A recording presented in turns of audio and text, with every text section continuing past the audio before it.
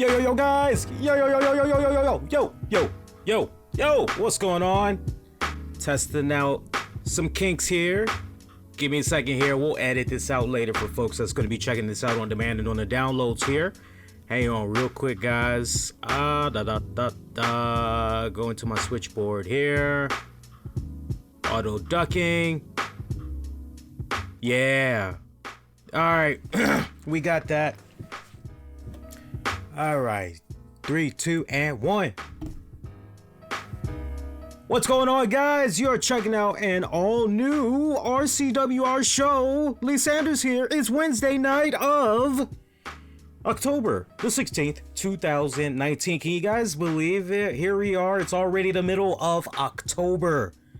It feels like literally maybe 3 days ago, October began. At least for me. I don't know how it is for you, but I mean, my God, when you really stop and think about it, I don't know how it is in you all's household, to each its own, but we're already talking about Thanksgiving. We've had already 2, maybe 3 conversations about Thanksgiving already. I like, because the next thing you know, boom, it happens, it hits. But yeah. Hey, we're here live tonight. It's our Wednesday night edition of the RCWR show as we are talking AEW Dynamite Fallout, also NXT Fallout for this week. So we're gonna kind of do things, at least for this week, kind of switching it up just a little bit. I know some of you guys probably won't like this, but I know on Monday night we had teased that we were going to be talking about some other promotions. Particularly, we were going to be showing some love to NWA, and I also had wanted to get into ROH because it had been a couple of weeks since we had last poked our head in there and saw what was going on with them. Sadly, work kind of had me caught up. Personal obligations outside of work as well, so sadly I was not able to sit down and check out all of those shows. So what's actually going to end up happening for this broadcast that's streaming right now, a couple of different outlets. We got it streaming on Discord, in our Discord chat server. If you haven't joined yet, it's free. Get the link in the episode description. Check it out. Join us. We also got this streaming via the RCWR Show app. So for you Android lovers out there, our show app is free to download. Google Play Store. Working on the iOS, but it's definitely free in the Google Play Store. And we're also streaming on YouTube. So the way this is going to be going down, the initial web stream edition is going to get the talk of NXT and AEW. But then next day, I'm going to be editing the audio version of this episode you're checking out right now. And for on demand and on the downloads, that's going to include the talk of the first 2 episodes of NWA Power, ROH as well. Maybe some other little tidbits of news items that maybe has come about between now when we're doing the show and when I get ready to mix it tomorrow. So that's kind of like my nice way of thanking you guys for checking the show out on demand and on the downloads. For those of you that might be a little bit curious about what I have to say about NWA and all that, but rest assured, come next Wednesday, NWA, all that is going to be covered on the Wednesday shows, because we got the polling results so far and it's still open, but a lot of you guys had said with regards to the Friday night edition that we do, y'all would just like strictly the talk of SmackDown. So we're going to try to do our best to let that happen. If you don't agree with the polling results so far, head on over to the communities tab over on YouTube. It's the only poll that's up right now. First thing you see when you head over to the communities tab, you got until this Friday, October 18th, 2019 at 10 p.m. Eastern to cast your vote. And then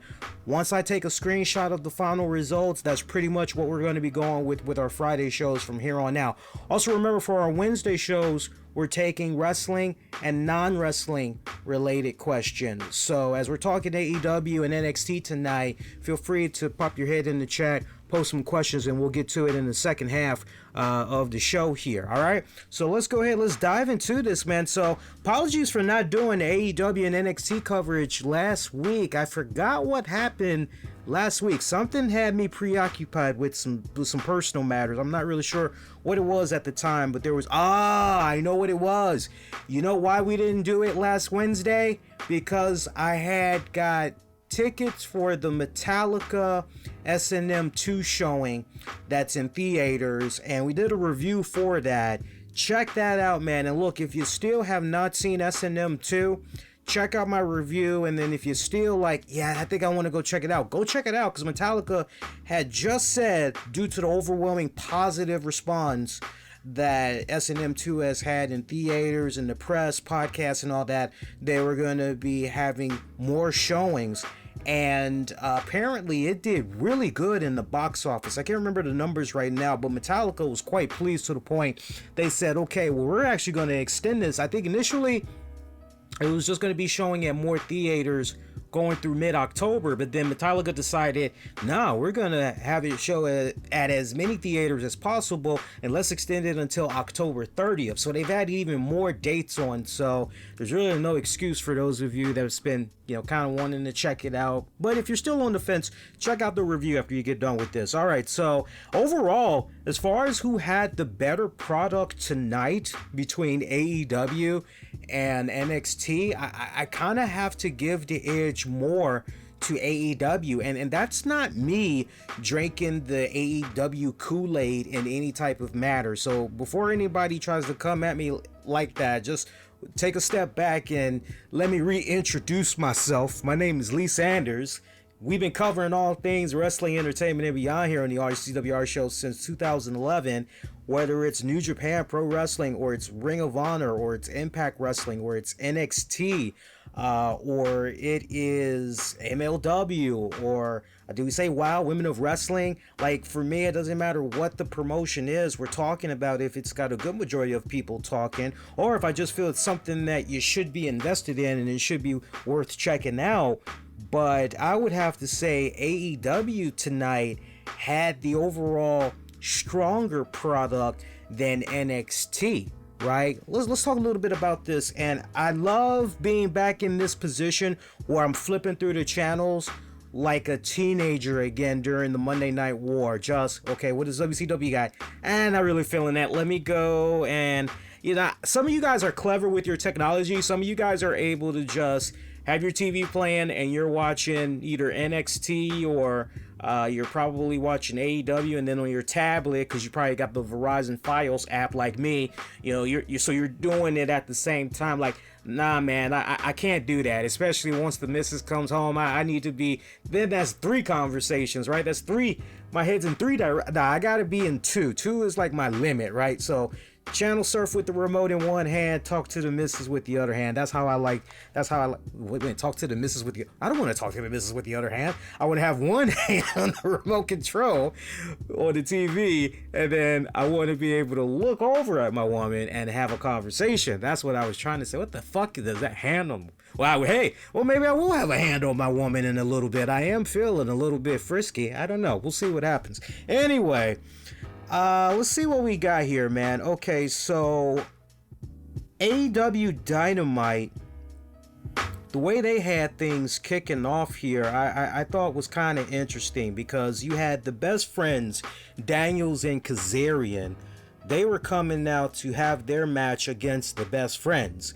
Well, sadly, those guys didn't make it down to the ring because they ended up getting jumped by the Lucha Brothers, Pentagon Jr. and Phoenix. They had jumped them from behind, and they did a devastating beatdown on Daniels, right down to the point, if I remember it right, there was some type of head trauma that Daniels had experienced, because I remember I was in the first couple of minutes, I was just back forth like that. But Daniels took some type of a nasty bump. It was planned, but he took a nasty bump by the Lucha Brothers over by the ramp area. It was just flat out steel ramp, and so he pretty much was out of it. Then he had Scorpio Sky. He came out, tried to help out his brothers and everything, but at this point the Lucha Brothers decided, okay, we done what we needed to do, let's back off. Now keep in mind, this match was essentially still underway, so this was kind of, and I wish the commentators would have elaborated a little bit more. Like, did SCU have to do this match, or was this a case where if they did not do the match, then they forfeit automatically, and the winners is Best Friends. And remember, this is pretty much for the tag team tournament and everything to crown the first ever AEW tag champions. So a little confusion right there as far as what exactly was going on, but okay, whatever. I'm not gonna be a stickler for detail. I just want to go in, let's continue, right? And I think probably if you were thinking like that as well, there's nothing wrong with that. You weren't being a dick. Literally, it's a legit question to ask. But we see Scorpio Sky pretty much take Daniel's place. So it's Scorpio Sky and Frankie Kazarian going into this match against Best Friends, of which they picked up the win.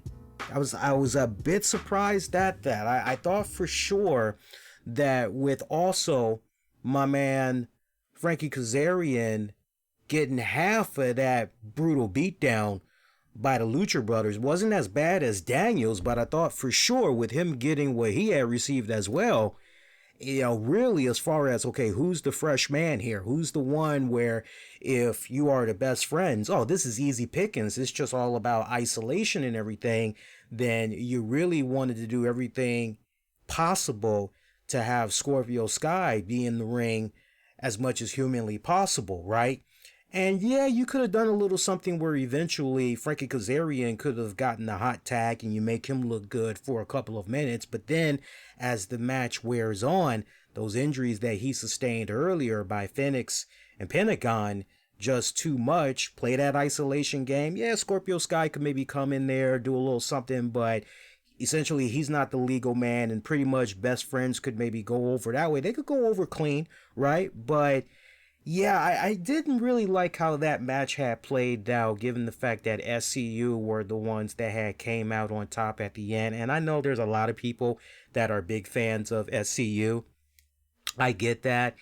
Look, for me, big Christopher Daniels fan. I've been a fan of his work for, God, many years now, right? Followed him since his days in Impact. So I definitely go way back following his career and everything, as well as Frankie Kazarian, right? Scorpio Sky off and on over the years. But for me, I just really felt as though this really should have been a case where, nah, let's really put over the Best Friends, right? They're kind of the newer guys, right? To a degree, they're somewhat of the newer guys, and they could actually use a little bit of the cachet going further into the tournament.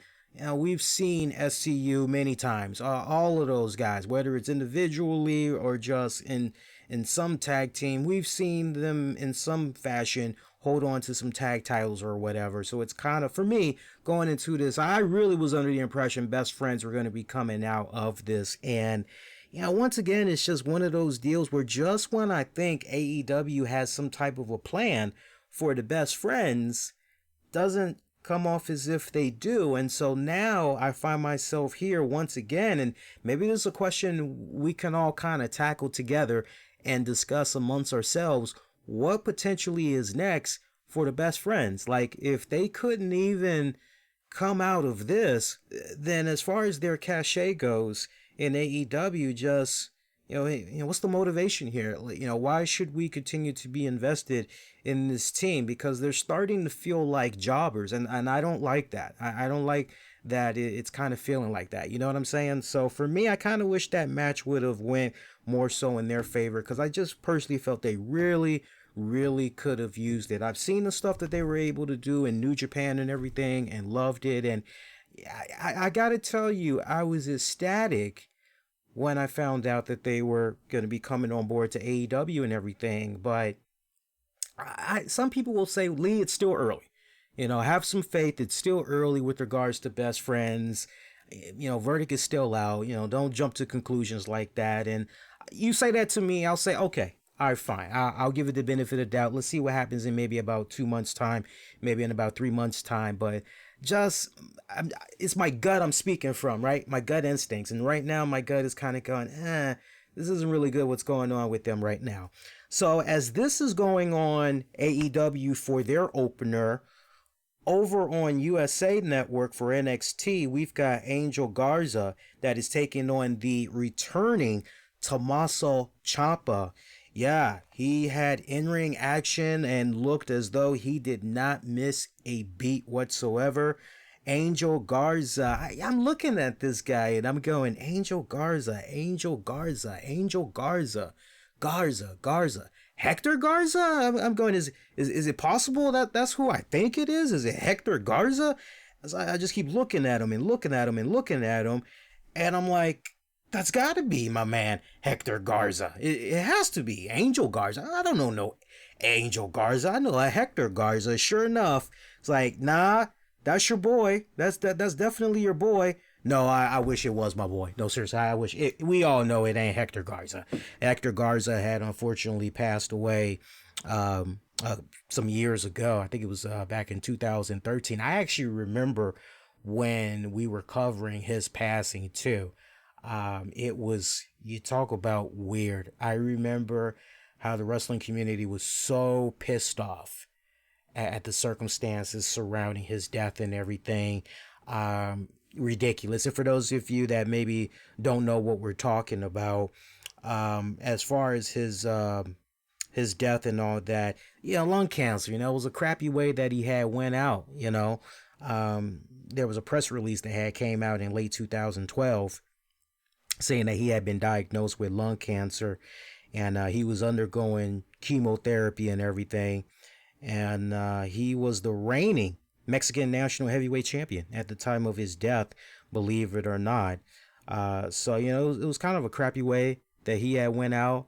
And I just remember how the wrestling community was just, pretty pissed, because it's like, and they were pissed because that's young to go out at 43, that young.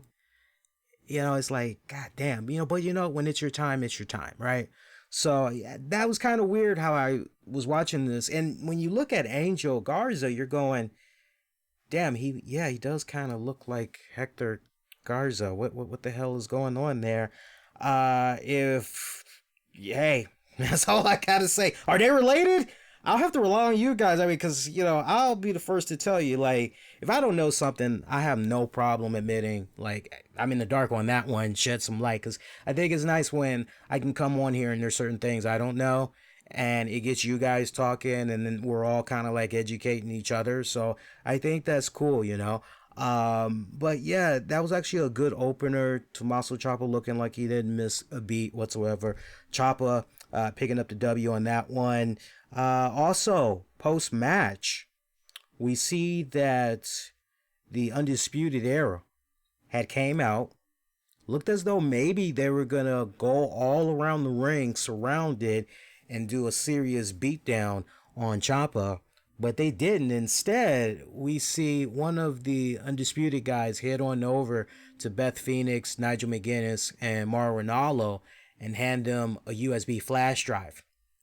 And says to them, you may want to check the contents out on this. Some interesting stuff. And so their goal was to get that footage off that, whatever contents it was, off the USB drive. Their goal was to get it to the guys back of the truck as soon as humanly possible, assuming that it's okay to show, then show it for the NXT universe. Now, according to my notes here with regards to the NXT coverage tonight, I am not seeing anything as far as, I did take notes as best as I could, but I was also channel surfing at the same time. I do not see anything about whatever contents was when that USB was shown.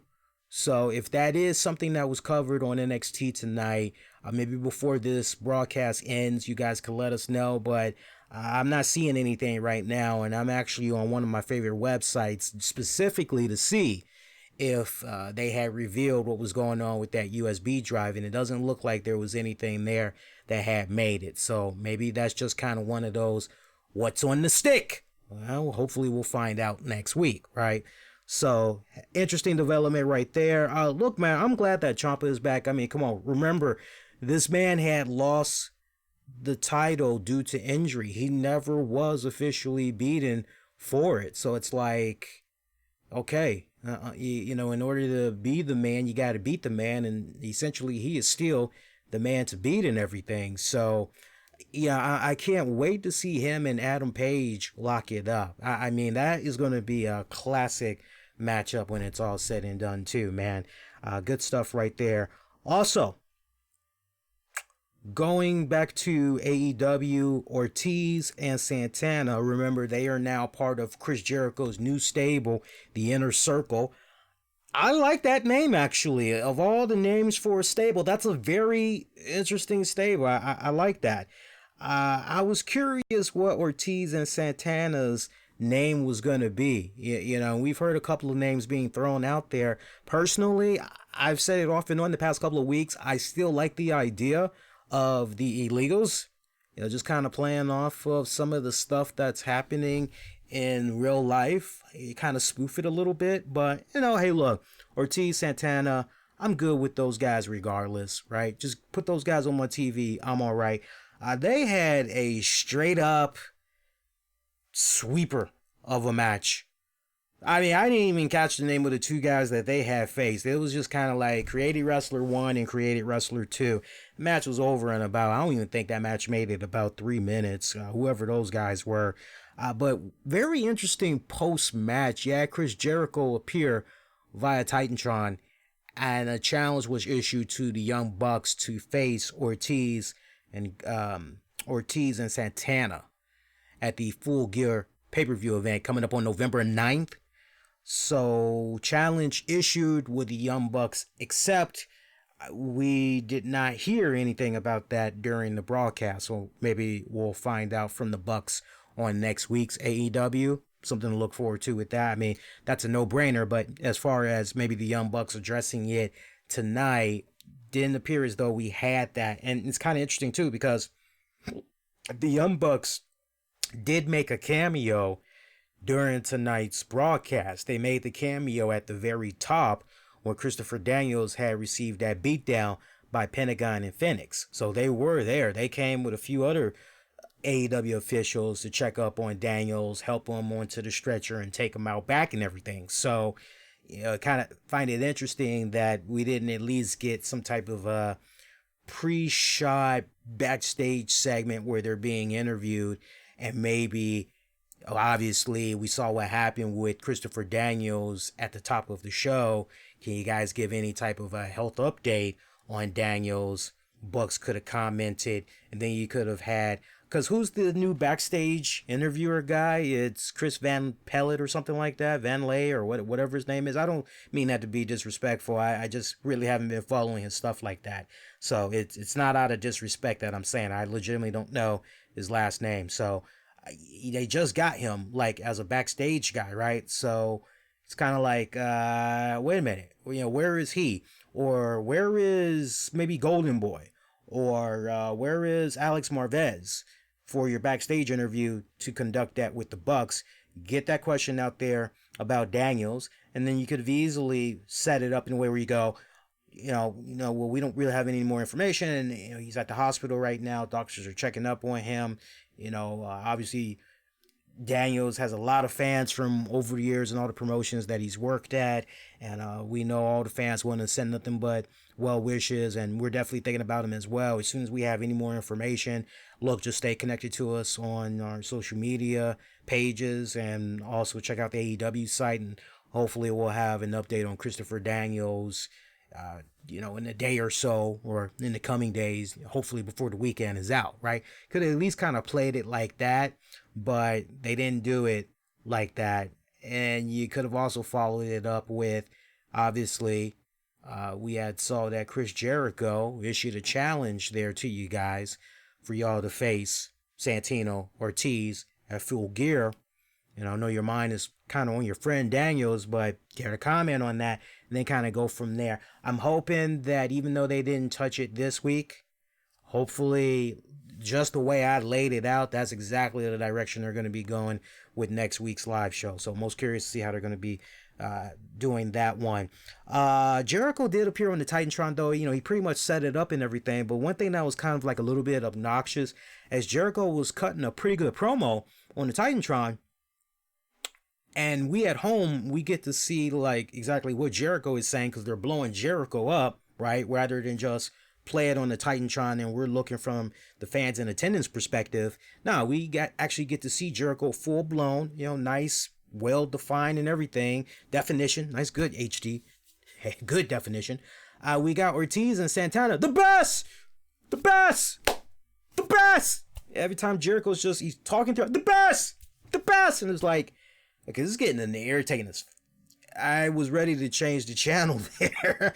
I wish there was a way they could have kind of mute the mic just a little bit, just not totally a mute, but just crank it down just a little bit. But they didn't do that. That just kind of rubbed me the wrong way. Also, over on NXT, look, I appreciate NXT trying to put in that nice injection of UK. It's a smart move. It really, really is a smart move, because NXT UK, it's really been picking up, not really so much for the American audience, but it really has been picking up for our friends in the UK. And I've got nothing but love for our friends in the UK, and our friends in the UK, they know. I mean, come on, how many years now have we been on the air, and we've shown our love to some wrestling promotions, right? We may not show that much love to some of the UK wrestling promotions, but with regards to key talents, or we usually try to show some love, right? And to this day, UK is actually one of our main bases that checks out the shows that we do on a monthly basis, year in, year out. Folks in the UK, they always represent everything.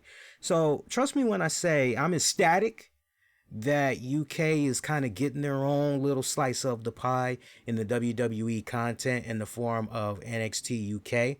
And I think what WWE had did tonight by having the Imperial, or certain members of the Imperial, I should say, it wasn't Walter, but certain members of the Imperial having a match tonight, I think that's a smart move, because it's basically cross-branding and everything, and it's properly introducing NXT UK. But the thing is, you gotta be prepared, because bringing in UK onto a show where your main target audience, at least at the gates, that's checking out this show live in attendance, is American. And I'm just giving it to you right between the eyes, UK fans, don't take it personally. I'm being for real how it is over here in the States. But you got a majority of Americans that really do not care about the UK, right? They don't care about the UK wrestlers, or if there's some type of a UK storyline. Majority don't really care. So for me, even if it's a case where I know my guys, and I know where they're from, and why we should give a damn, and all this other stuff, the next fan, or next handful of fans, might not give a damn, sadly. So I would not be surprised if a lot of people, to my point, had actually changed the channel, because it's like, what's this UK stuff? Like, I don't know any of these guys. I don't know why I should care.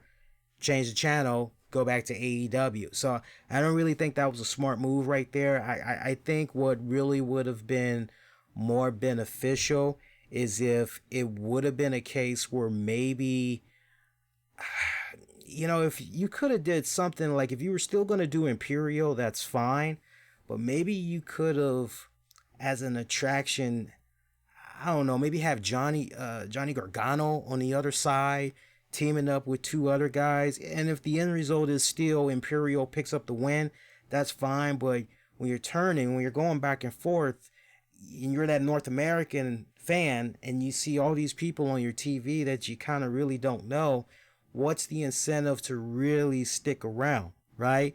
And not for nothing, it was a decent tag match. But when you're comparing the two networks, and it's the whole jockeying of, okay, who's going to keep my attention for that respected segment until next commercial break, I wouldn't be surprised if a majority of the fans switched over to AEW during that time. So, yeah, that was, I'm happy for those guys. Because immediately I turn and I see, who was it? Alexander Wolf. I'm going, oh, hey, all right, cool. Oni Larkin, right? Birch was in there. Familiar with all of those guys. Familiar with all of them. But Yeah, WWE's got to tweak that a bit better going forward. If they plan on doing more stuff with the Imperial, they got to make sure that they go in hard with those backstories and everything and properly introduce the North American audience, specifically the USA audience, to just exactly what Imperial is all about and everything like that. Don't just put guys on TV to fill up a time when you don't have that proper backdrop and making the fans give a damn and why they need to check this out, right? So that's a good learning lesson for NXT for this week. All right, so as that was all going on, going back over to AEW, you had a Cody Rhodes vignette. It was a nicely produced package as his mind is on facing Chris Jericho for the AEW World Heavyweight Championship. You had Diamond Dallas Page, MJF, Jim Ross, I believe Cody's mom, Tony Schiavone, just to name a few people that were part of this nice little video package, stressing the importance of what this upcoming match means to Cody. And basically it's all about proving himself, proving that with regards to that other company. I gotta give AEW a lot of props this go around as far as shots fired, shots fired. Yeah, I gotta give them mad props pretty much essentially since AEW Dynamite has begun on TNT. They have done a really good job and not bringing up the WWE, not taking their little shots, even been cleaning it up a little better on social media. So I got to give them a lot of props for that. But yeah, when they were doing this whole spot with Cody, they pretty much were all saying the same thing, which was Cody, this match for the championship is very important to him because by winning this match, winning that championship, he proves and validates that him walking away from that other company ultimately was not a mistake. And okay, so you're like, okay, all right, get it. Okay, so aside from focusing on business side of AEW and all that, okay, he's also got to get his mind, get it right, got to do this match. Okay, great. Anybody else think it continues to be weird that MJF is, every time you turn around, he's like essentially behind Cody or besides Cody, and it's, God, where's the turn? Where is the turn? That is just magic in a bottle waiting to be uncapped. I am just patiently waiting for a MJF turn on Cody. I think everybody is. That's the one guy I'm looking at in AEW right now where I go, that's the guy. That's the guy I'm most interested in. Anybody on the AEW roster of all the talents on AEW, that is the guy I am interested in the most. I mean, for me personally, I can't speak for you all, but if you want to pick my brain a little bit and ask me straight up, like, and when was the last time you were that excited about somebody like a MJF?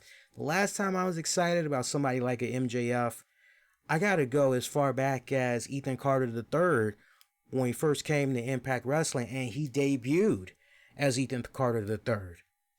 And once I saw how he was being repackaged, I instantly loved it. And then when he began cutting his promos, oh my God, I fell in love. And just, y'all saw the end result of that for him during his tenure with Impact Wrestling. And I would like to believe that ultimately that's what got him back into the WWE and everything. So when I look at a guy like a MJF, I just am instantly reminded. And, you know, and I've yet to see somebody say this to MJF. If they have, I don't know anything about it, but the comparisons, it's just so uncanny when you really stop and think about it. It's very uncanny. I'm most curious if a while back, if Ethan Carter III was maybe somebody that MJF was looking at and kind of saying, I could kind of do something like that, a little bit more amplified and really have some fun with that. And yeah, I'm most curious. I'm really most curious. But regardless, that is their like ultimate secret weapon right now in AEW. And the fact that they have really yet to tap into that, That is very head scratching for me. Very, very head scratching for me. See, also continuing on AEW, Rio has successfully defended the AEW women's title against Dr. Britt Baker, medicine woman. You know she's a doctor, right? Yeah. As that was going on over on NXT, you had Io Shirai. Io Shirai had defeated Kaden Carter.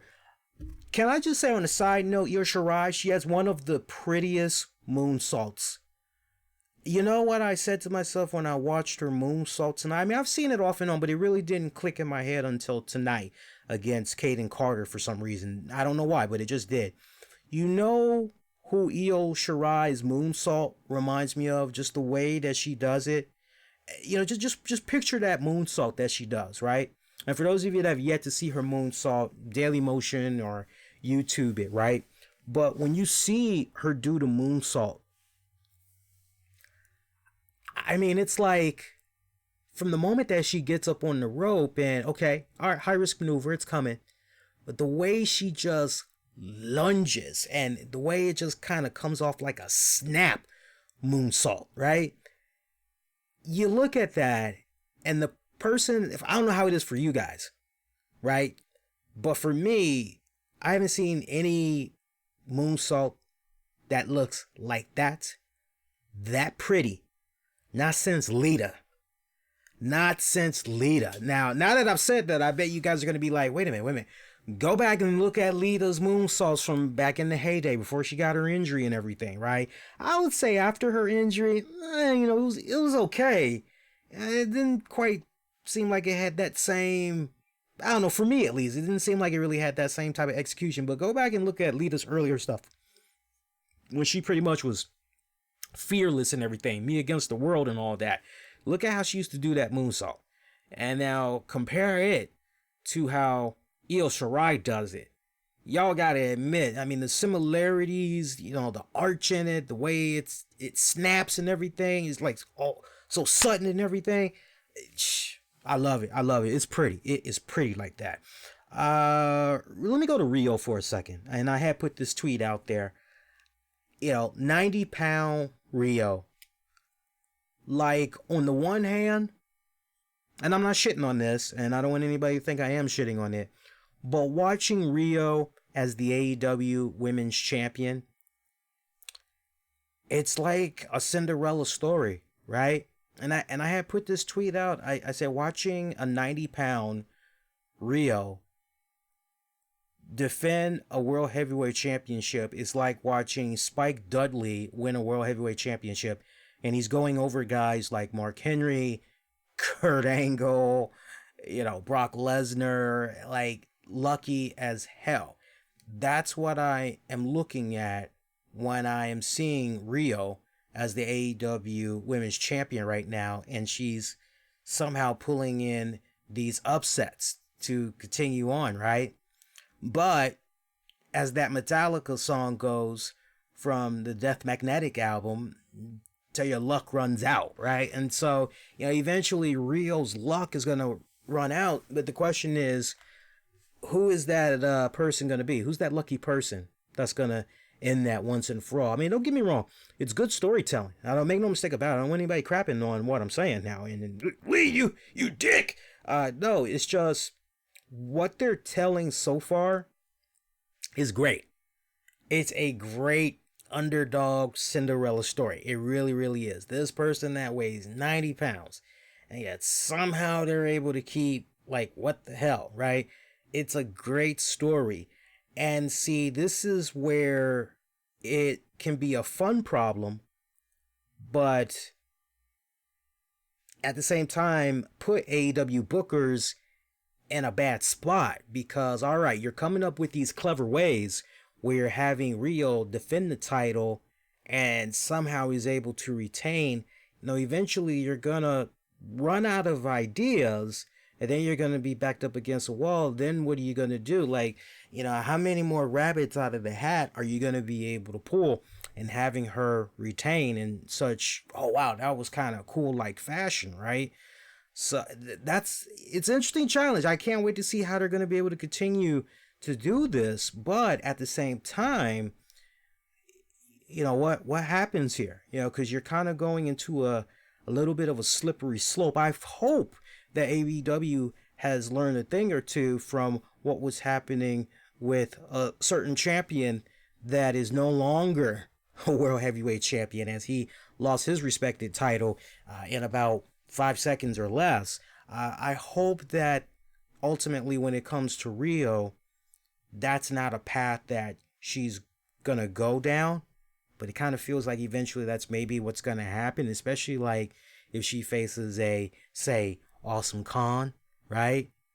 I mean, it's very well possible something like that could happen, but this is a good match, though. I don't make no mistake about that. I did enjoy the match, but I tell you, sometimes I just look at her and, like I said, Spike Dudley. That's immediately what I think about.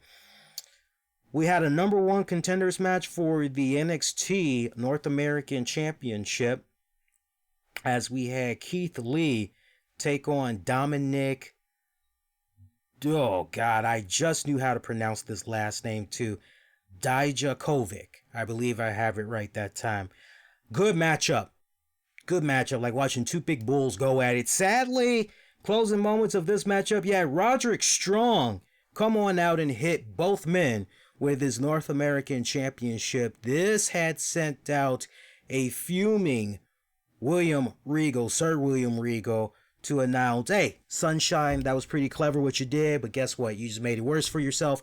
Next week, you're going to be defending here on NXT that North American Championship against Dijakovic and Keith Lee in a triple threat match. Yeah, triple threat match. As that was going on over back to AEW, you had Jungle Boy and Marco Stunt.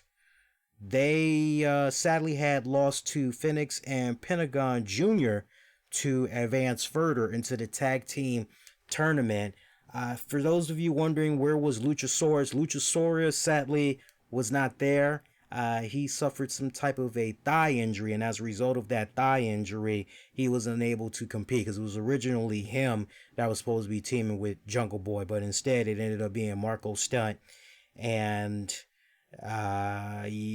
Jungle Boy. So here's why I have a problem with this. It was a good tag match, by the way. It was a damn good tag match, right? Marco Stunt. Different topic for another time. I'll let some of my colleagues talk about Marco Stunt. I'm not going to go there. I'm nice. If I don't have anything nice to say, keep it moving along. But there is one area about this match I have a serious bone to pick with, which is, okay, so you have I was about to call them the Street Profits. That's not their name. Private Party. So you have Private Party at ringside. They're watching this match to see who it is that's going to come out of this match to face them on next week's AEW, right? But storyline consistency. Where was Daniels and Kazarian as this match was going on? Because I was expecting at some point, I was expecting the Private Party to somehow meddle, have the referee distracted, something like that, do something illegal, right? And as all this was going on, and you're thinking, damn, it looks like Marco Stunt and Jungle Boy are going to get screwed out of what could possibly be a really good win for them and advance further into the tournament. What the hell? But you could have had freaking Scorpio and Kazarian come back out, seek a little bit of retribution for what the Lucha Brothers did to their brother-in-arms Daniels at the top of the show.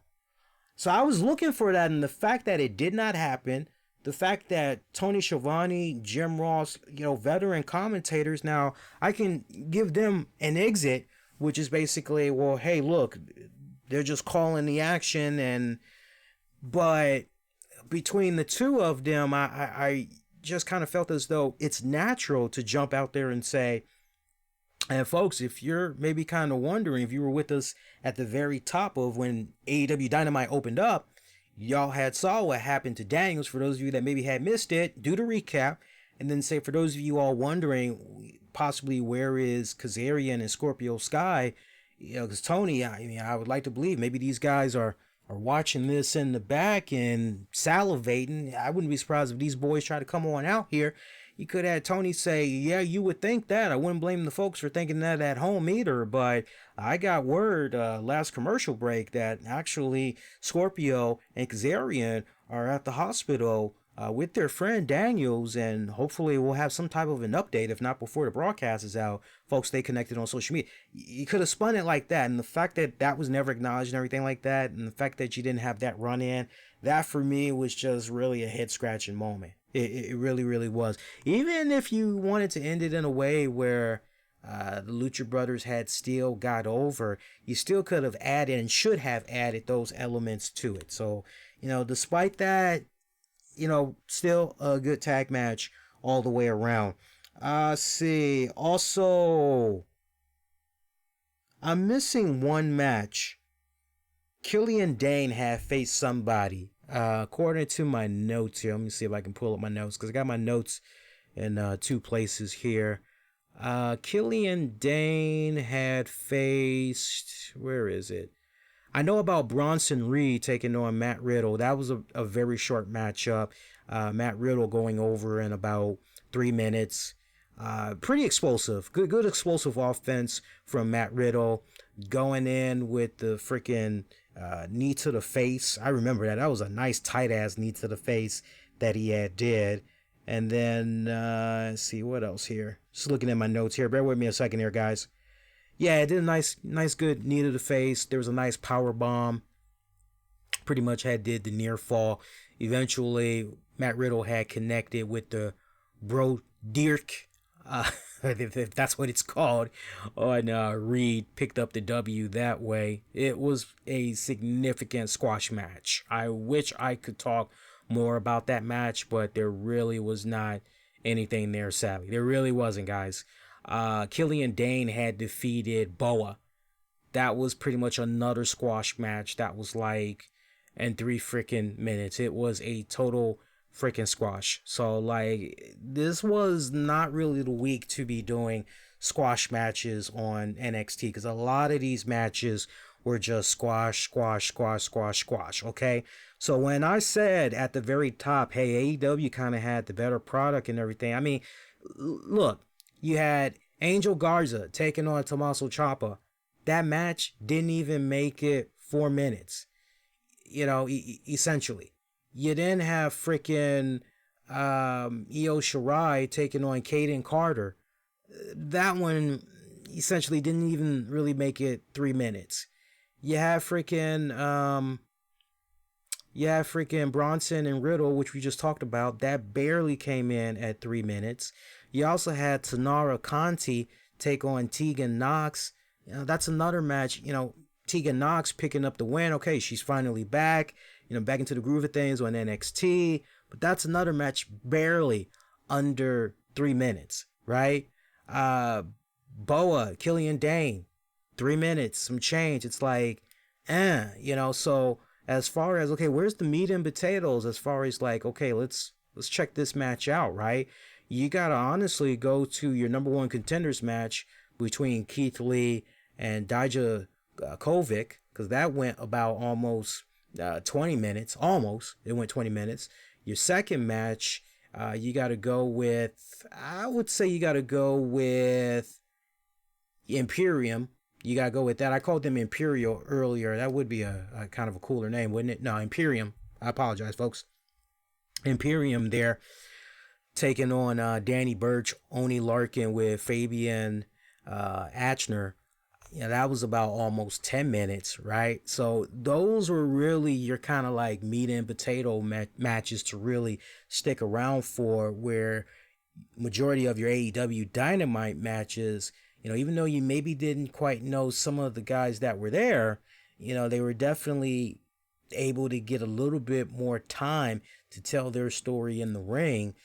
Even when it was a case where there was a commercial break, you did get your split screen. And by the way, kudos to AEW from what we talked about on that initial show. Hey man, I gotta take it easy with those freaking commercial breaks. Folks, you come right back. We got a commercial break. They did a better job this week. So I got to give them a lot of props for that, right? But yeah, I mean, a lot of these matches very, very, very, very short when it was all said and done. Let's see, where were we last? We were talking about Jungle Boy. We did that. Pac, Moxley teaming up to take on Hangman Page, Kenny Omega. That was a damn good tag team match.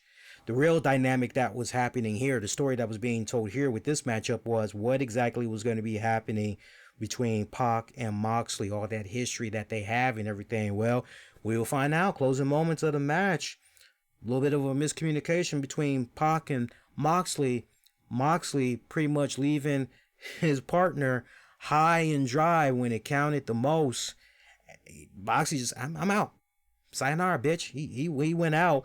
Hangman Page, Kenny Omega pretty much beating Pac down to technically give him his first loss in AEW, although we should know it's not in singles competition, but what happened as far as this match goes, that is still a loss, so he still has to eat that hot L, right? Kenny Omega, Page picking up the win, but we would find out that next week for AEW Dynamite, as a result of what had happened there between Pac and Moxley, they will be having a match next week on Dynamite. So I'm actually looking forward to that. That should be a really good matchup.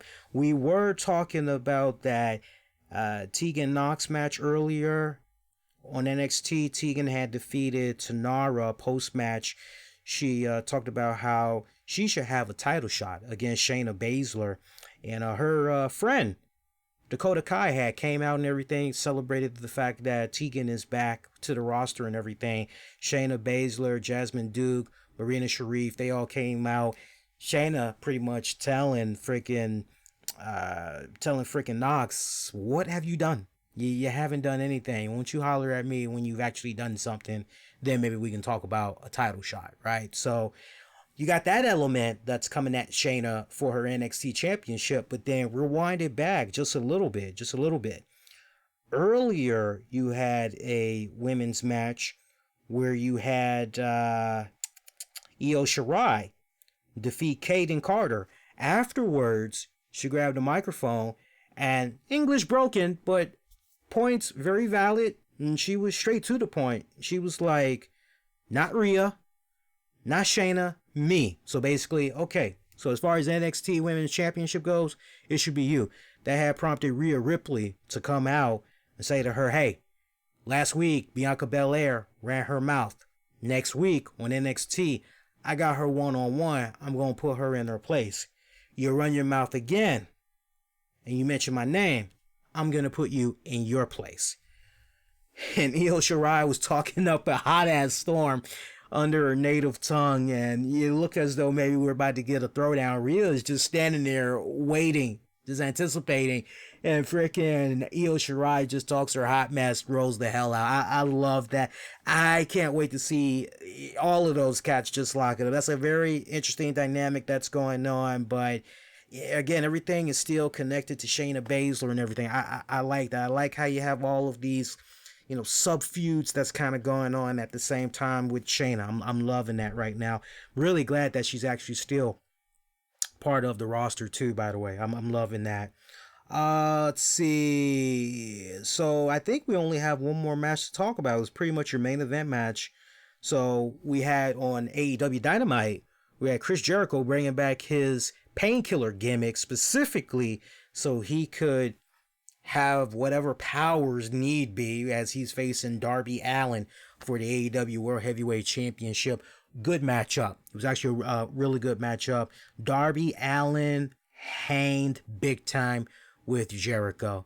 I was looking at this match wondering if this was going to be the type of story put on display where Jericho was just, as the in-ring veteran, really doing everything he could to help get the kid over and really be more of the in-ring general in this one. But no, it wasn't a case like that at all. It wasn't a case where Allen was kind of looking. You can usually tell with some of these matches where you see some still kind of up and coming guys kind of looking towards the veteran, like physically you can just see the body language and all that. And then at times you can hear that veteran wrestler say a thing or two. But this was really a case right here where Darby went in there looking pretty confident, looking like he knew exactly what he needed to do, knew where the spots needed to be, where he needed to be for those spots. Very calm, cool, collected. I was quite pleased with how he conducted himself in working with Jericho tonight. And also, by the way, that was kudos great from a production standpoint. That little video that he put out on Jericho talking about how he was going to make him humble and all that leading up to this match. That was some great shit. And Darby Allin, I've become a quick fan of him and his work. Now, please let me see a great feud between Darby Allin and Sami Callihan. Shit, take my money. Somebody, take my money. I would love. Look, I know Jericho is talking about possibly having an episode of AEW on the next Jericho Cruise. Man, if you can do some type of a special attraction match where Darby Allin faces Sami Callihan. I mean, look, Jericho was able to get a couple of the Impact guys on the cruise last year, if I'm not mistaken. So, like, do it again and, like, hey, that would be a really good special attraction match. I would love to see something like that come about. I don't think anybody is surprised, though, of Darby Allin, Close No Cigar, right? I mean, come on, Full Gear, right? Pay-per-view, right? Makes a lot of sense. We got StarCast we need to talk about, too, in a little bit here. So, over on NXT, your main event match, that was actually a pretty good match. It was Damian Priest defeating, oh, God, what's his name? The former NXT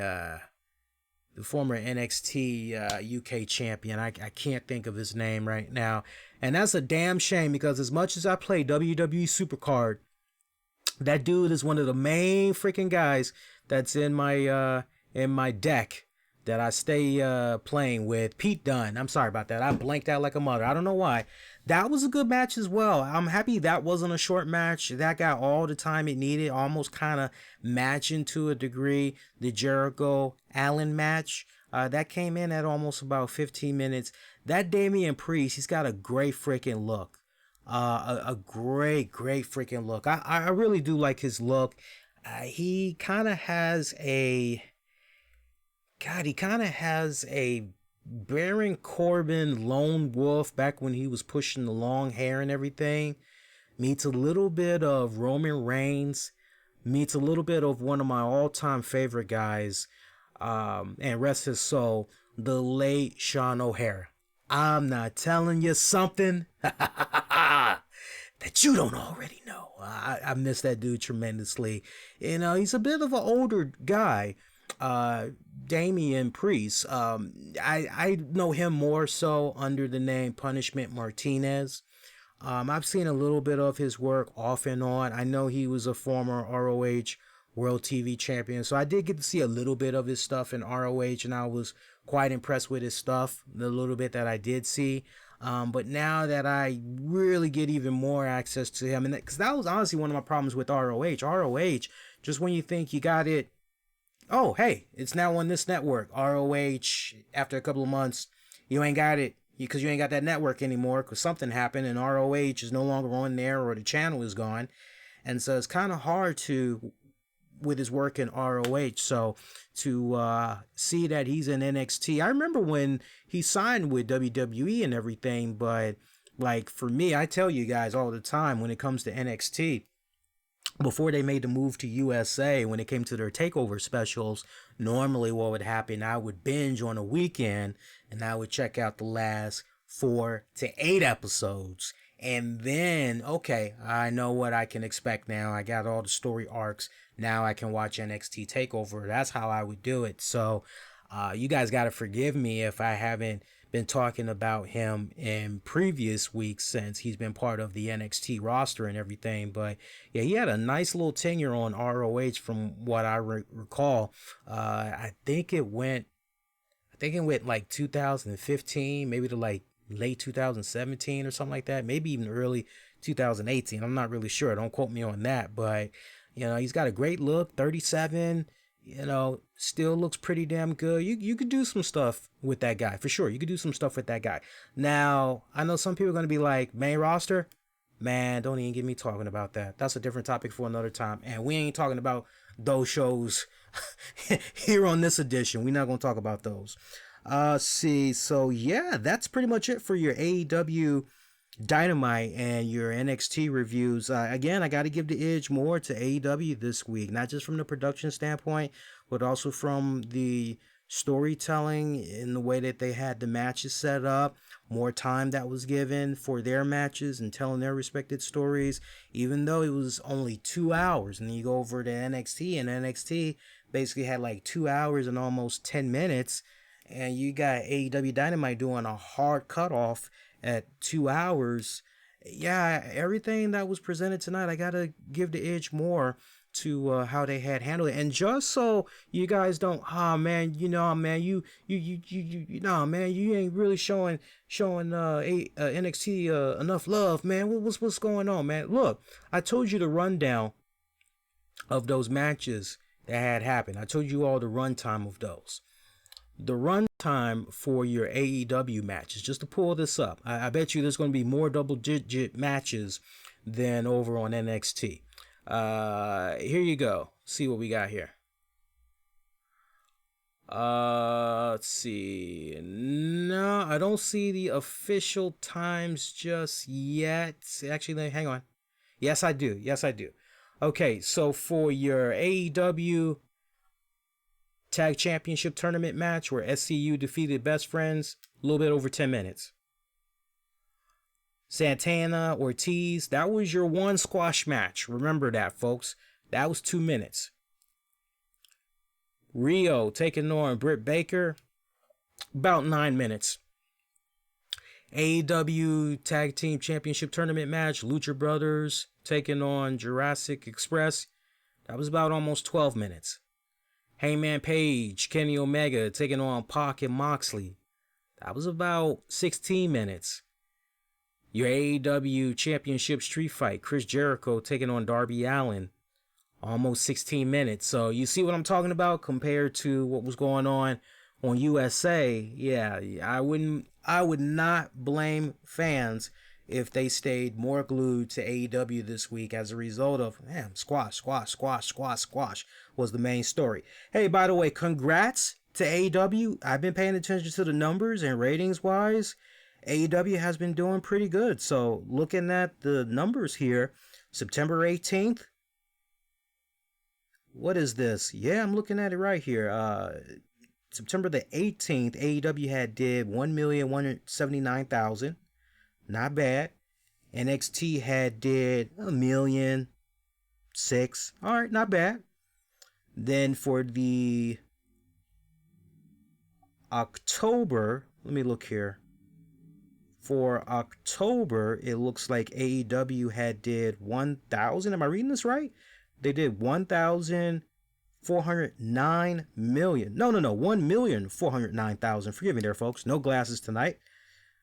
Looks like NXT had did 891,000 views. Okay. Not too shabby. Not too shabby. Am I reading this right? Hang on here. See if I'm reading this right. Yeah, that looks about right. And then you go to October 9th. Wait a minute. Hang on, guys. Hang on here, guys. Let's see here. And I sadly got my dog barking now. That's she heard my chair move here. So I'm looking at September 18th for NXT.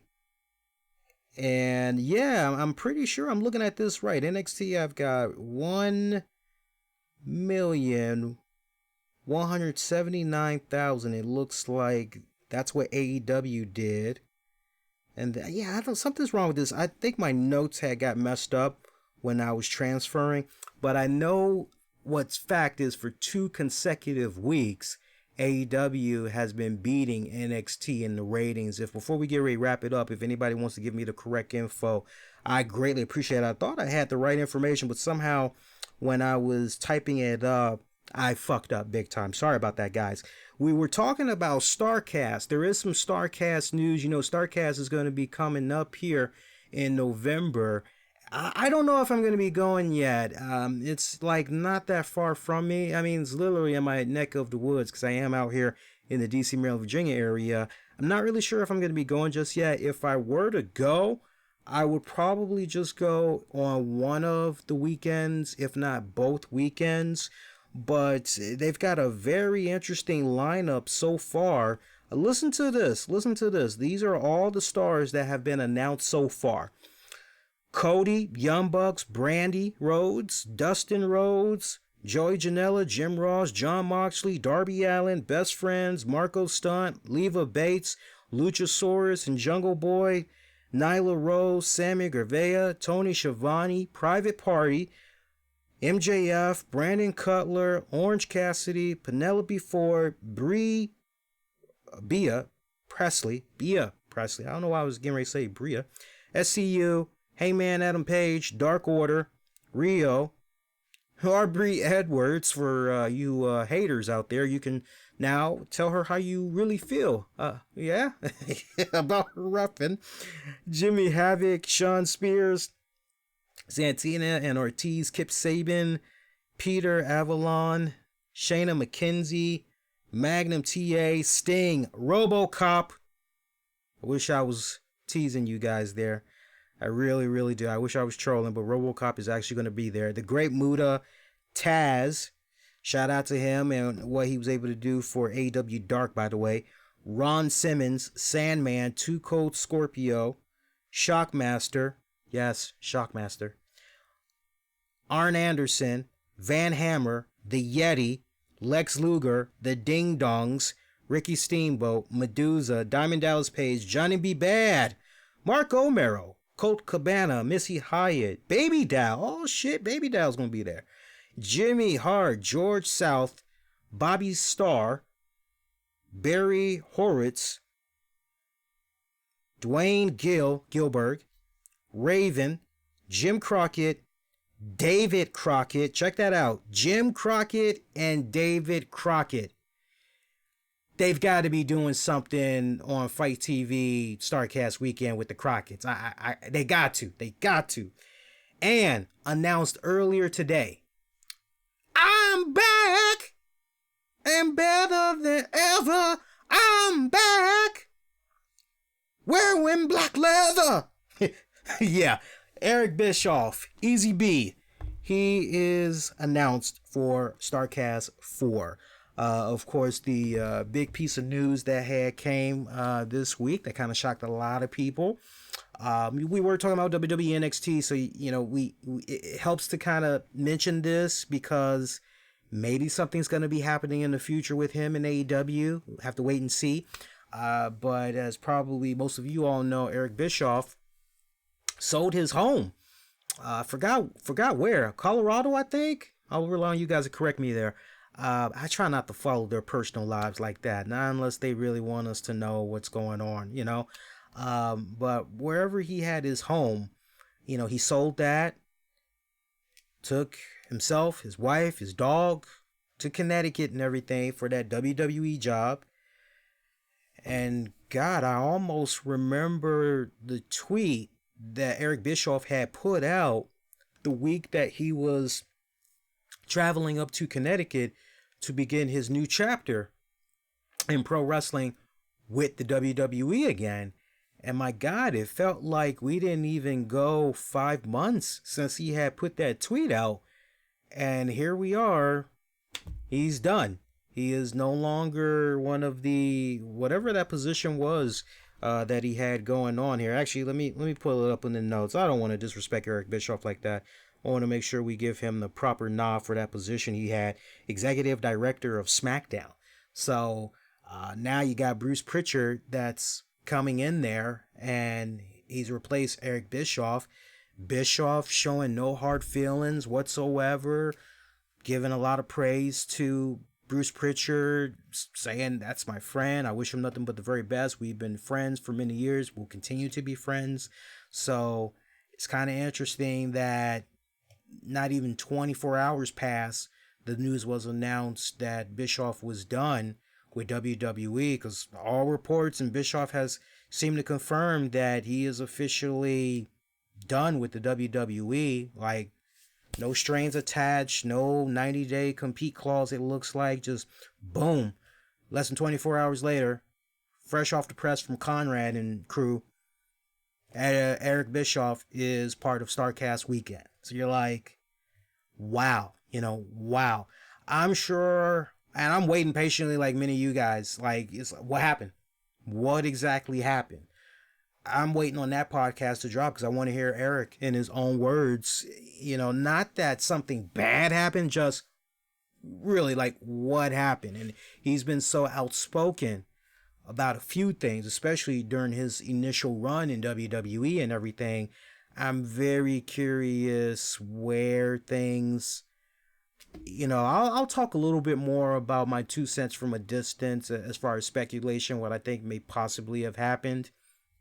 But taking that into consideration, him being part of StarCast Weekend and everything, you can't help but wonder, Cody Rhodes and crew, if they would even entertain the idea of doing business with Eric Bischoff. If they would even entertain the idea of, not necessarily letting him do what he used to do back in the WCW Nitro days, but maybe tapping into him as some type of a consultant, since he's had the previous TV experience, since he had the experience the last run when WCW was on TNT and everything. I mean, just really pause and think about that for a second. How much of a full circle do you think that would be for Eric Bischoff? You want to talk about surreal, right?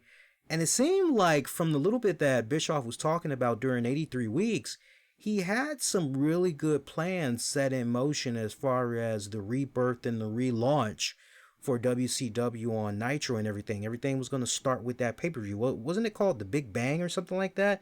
And everything was just going to be from scratch. Everything was just going to start all over. He was going to strip everybody of the titles. Like, he had some essential bullet points down on what he wanted to do with that pay-per-view and everything. And it kind of sucks we didn't get a chance to see exactly what he was going to be able to do with that and everything.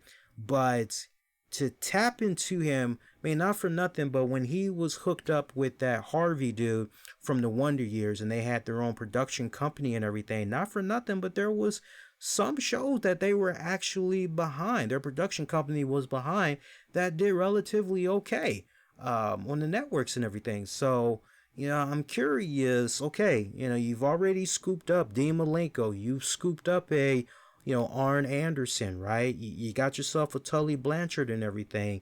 You got yourself Kevin Sullivan, not the wrestler, but the guy that was the TV producer for Impact Wrestling and everything. You've got him helping out over there in AEW.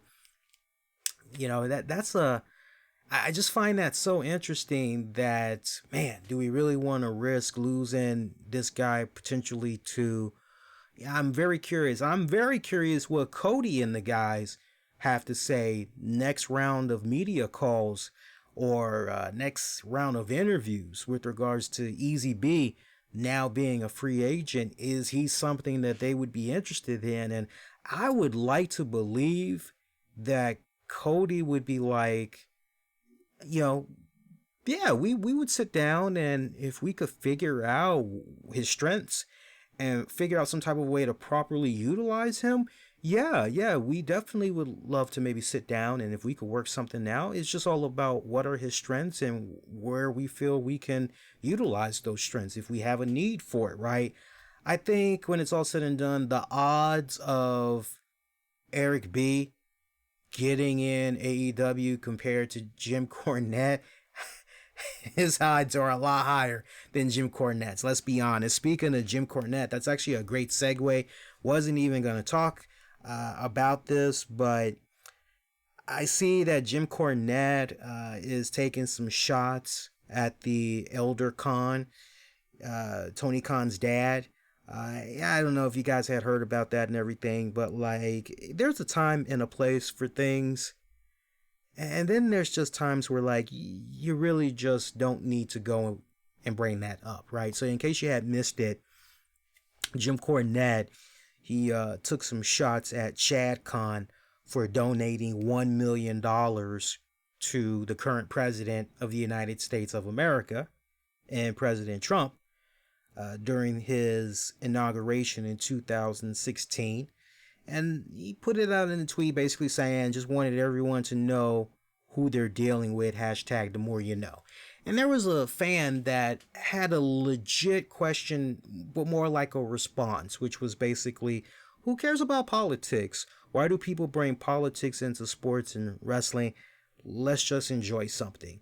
At which Jim Cornette had said, people should be bringing politics into everything until Trump is in prison and the world is safe again, right? And of course, as you all know, Jim Cornette, no stone is left unturned with him. You know, you get on his bad side. I mean, that's pretty much it. I mean, Jim Cornette, take your pick, whether it's Joey Janela or it's the Young Bucks or it's Joey Ryan or it's Shaheen from Nuclear Heat Graphics.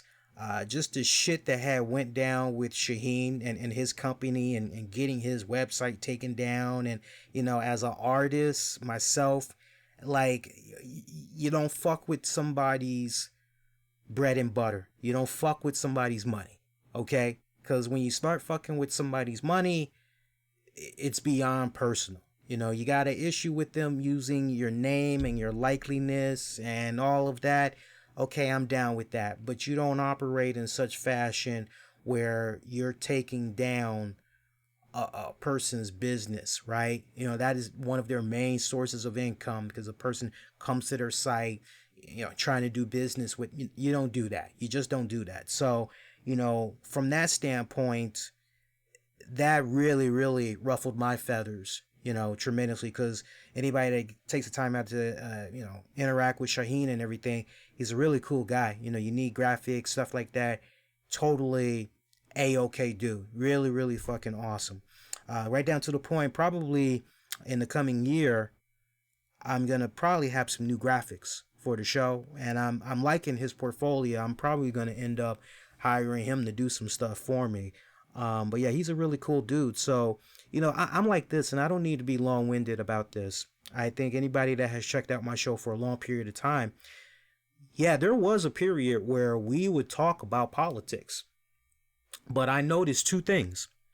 One, it brought out the worst in fans.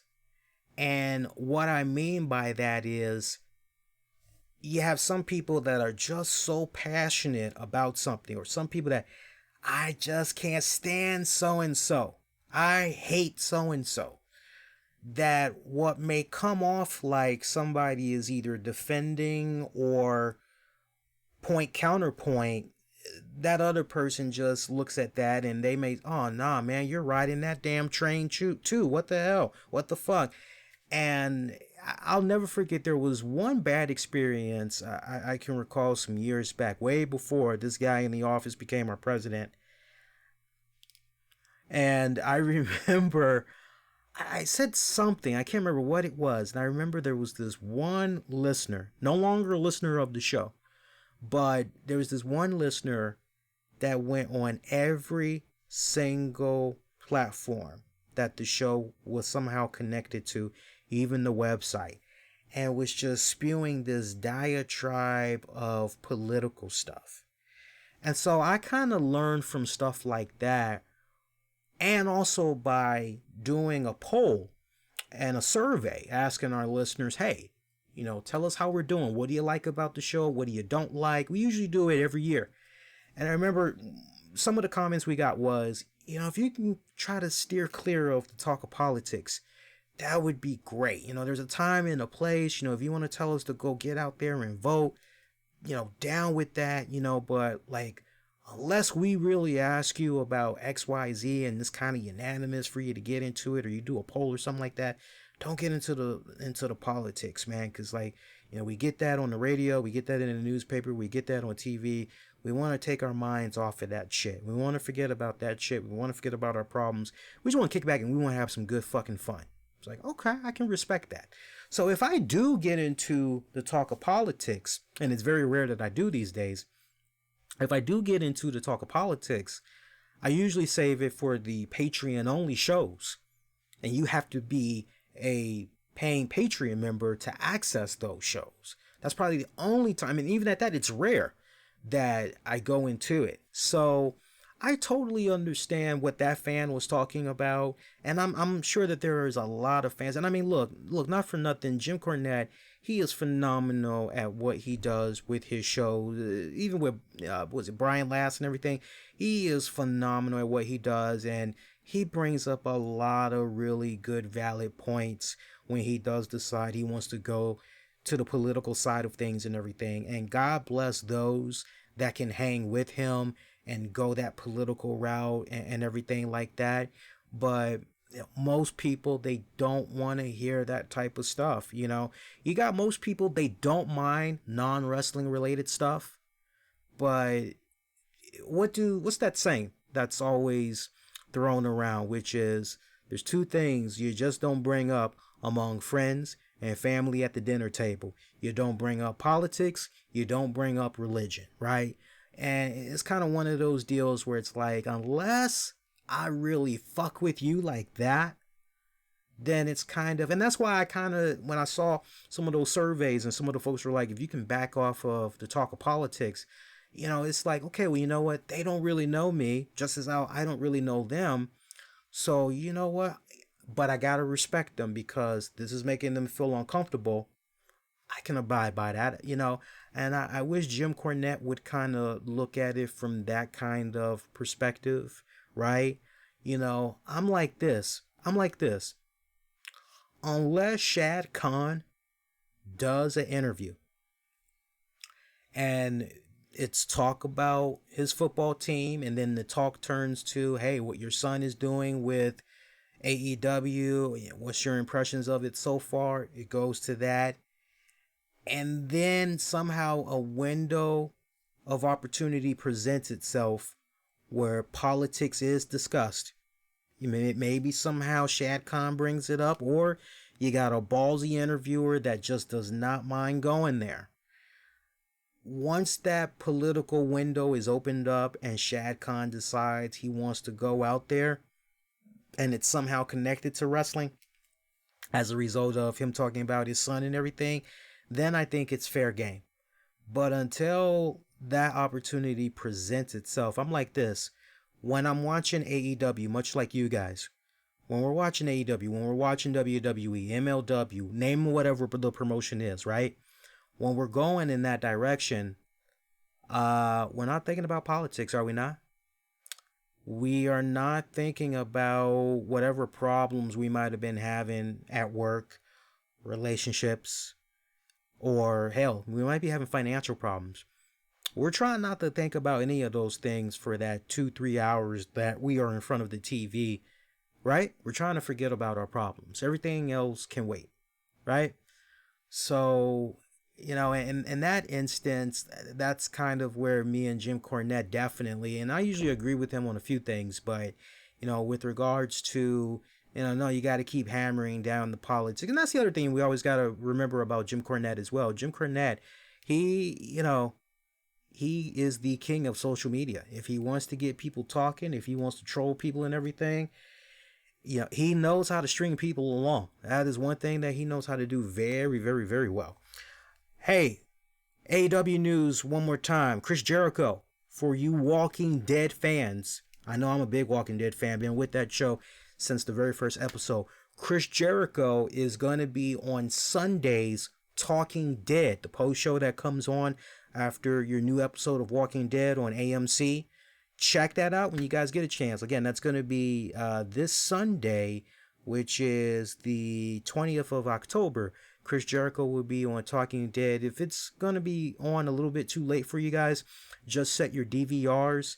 I believe Walking Dead comes on at, it's either 9 or 10 p.m. Eastern. Walking Dead comes on, and then immediately after Walking Dead goes off, you get your new Talking Dead with Chris Hardwick. Again, if you're not going to be able to stay up that late this coming Sunday, just set your DVR. You'll be able to catch all of that. I love Talking Dead with Chris Hardwick. It's a good show. There's usually this cute little plump, and I love my women thick too, by the way. She's a plump, little, cute, little brown sugar woman. I can't think of her name. I want to say her name is Nicole.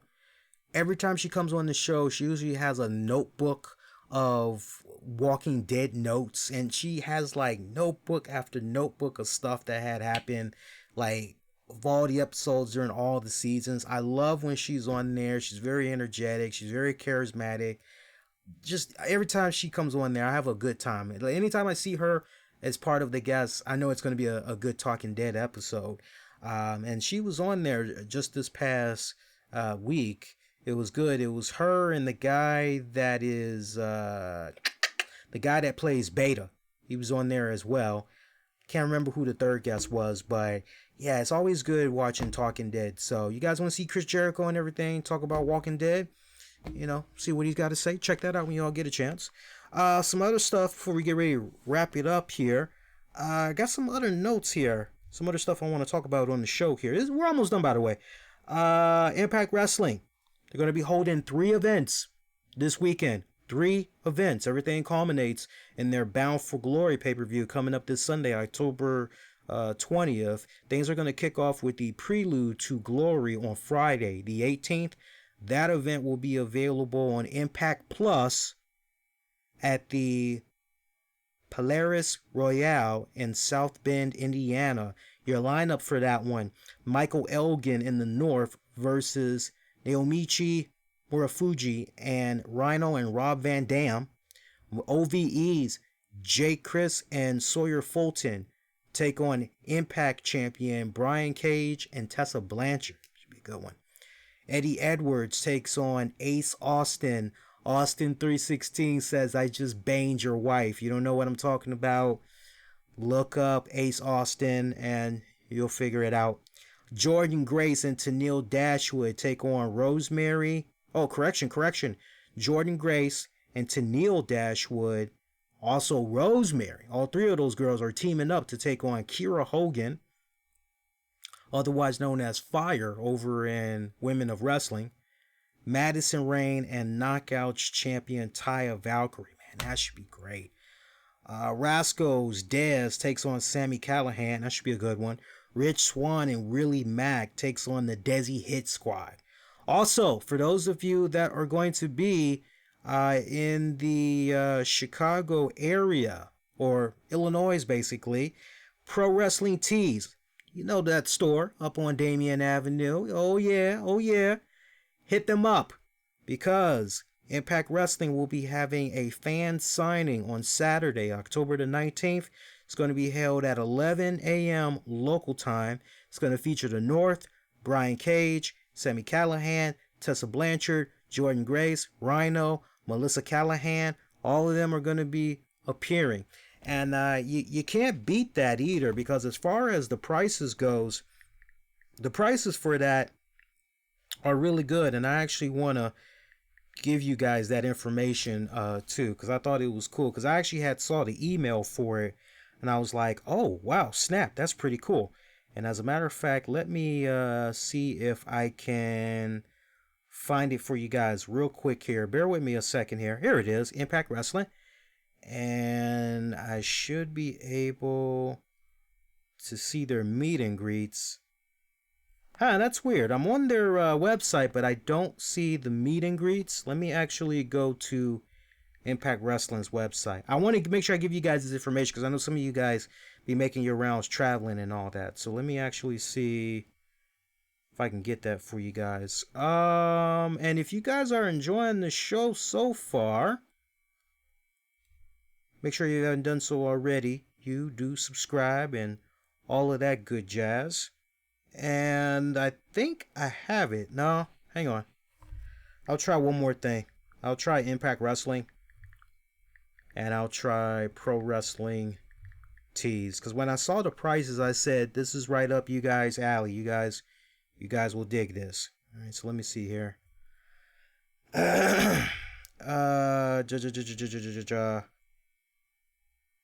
Nope.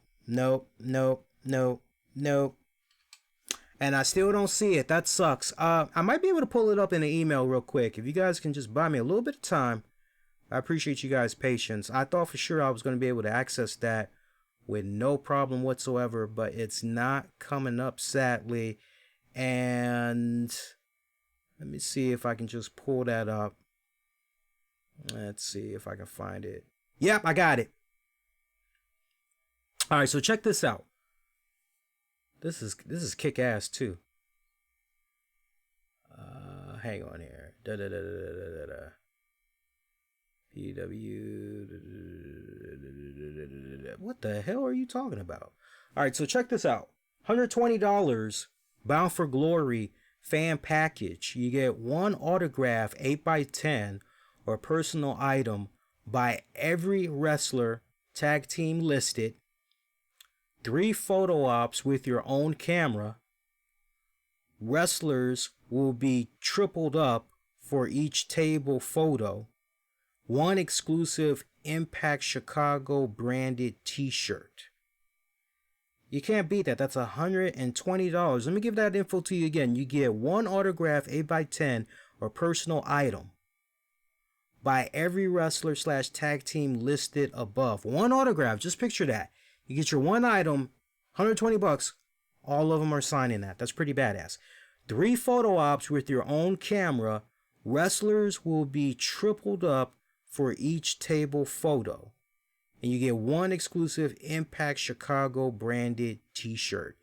You can't beat that. $120. I mean, that's a damn good steal. I personally think that's a damn good steal. So if you guys are going to be in the Chicago area on Saturday, October the 19th, it's going to go from 11 a.m. to 1 p.m. Go check that out, man. It's going to be at the Pro Wrestling Tee store at 2348 North Damien Avenue in Chicago, Illinois. On a funny side note, there's actually an apartment right beside the Pro Wrestling Tee store that is up for rent. I believe the rent is $1,275 or something like that.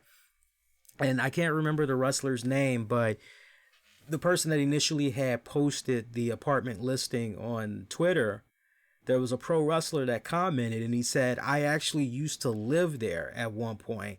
It's an okay apartment, not worth paying for that amount though. And it was like, well, it kind of doesn't look like it. It looks like something that was built in the 1940s. And look, some places have held up pretty good over the years, but that one looks like you kind of might have some problems. And then not to mention, now that Pro Wrestling Tees has gotten even more traffic as far as customers and all that, because they're doing more and more signings, it seems like at least every month guaranteed somebody is coming through there.